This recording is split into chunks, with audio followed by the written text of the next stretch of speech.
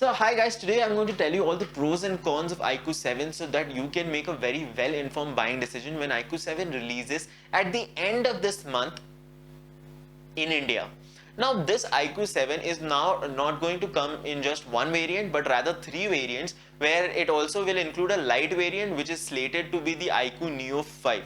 So very interesting choices are coming that is also confusing a lot of people. So let's start with the pros first. The biggest pro is the value for money aspect of this phone, because the value of money aspect for this phone is a lot. You're going to be offered a great hardware package wherein you're not going to be skimmed out on any main hardware, which is a really good thing. In fact, the build quality is also very nice, so nothing is being skimmed out on that variant, and you're going to get a lot of value for your money, which is a great deal because iQOO is trying to take the space that OnePlus has left open, and that is why they're going to offer you great quality hardware for, you know, great price, which is a very good thing and you should really consider if you're on a tight budget.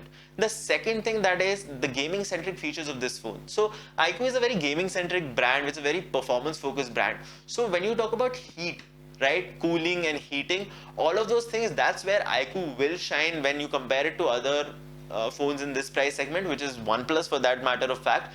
OnePlus 9 is having a lot of issues related to the heating problems, where you can't even take one photo, and it is said that these OnePlus 9 series phones are more camera centric, but you can't even take a picture. So in that sense, iQOO does not heat up. Even I have an iQOO 3, it is an old phone now, so it has less, you know, optimization. Still, it does not heat up that much. I play games a lot. So since these phones are optimized for gaming, you're going to have a better experience when it comes to heating and cooling, which is a very good thing.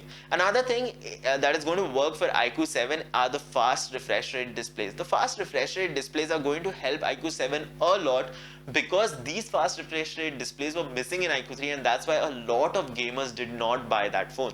So all variants of iQOO 7 are going to have fast refresh rate screens, which is really amazing. But that is where the buck stops, and we're going to come to the cons of the phone, where there are a lot of things too. Firstly is cost cutting on idiotic things. So if you're giving me a UFS 3.1 storage, don't cut costs on a USB Type-C port, because then I won't be able to use the full speed of the UFS 3.1 storage. So iQOO tends to cut costs on a lot of weird places, which I don't think is very required, but then again it allows them to offer you great build quality, which is a very good thing.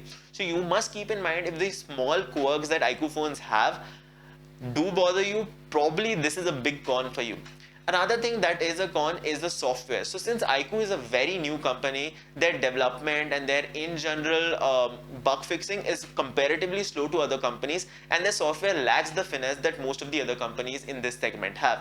So in that, I believe that is the best for you. If you want a polished experience right out of the box, you should consider other companies instead of iQOO, because iQOO may not have all that much of a polished experience. Another thing that I consider as cons is the problem with certification. So iQOO does have problems with certifications, where they don't get certifications from Netflix, so you can't really take all the HDR content in the best format possible with iQOO in that scenario. Now I've given you a balanced kind of pros and cons to make sure that, you know, I'm not being mean to the company or I'm not being unfair, but I'll tell you whether you should buy it or not depending on what you need. So if you're a gamer, or if you're looking for a huge value for money smartphone and don't mind the initial bugs, I would totally suggest you to go for iQOO 7 any variant. But if you're someone who wants a very polished experience, can stretch the budget a little, and is not a heavy gamer, I would suggest you to look at other brands, because they might offer you a more fine experience, a better suited experience for you. So that's all for this video, guys. If you did like the video, please like, share and subscribe. It helps the channel a lot. Thanks for watching the video, guys. See you in the next one.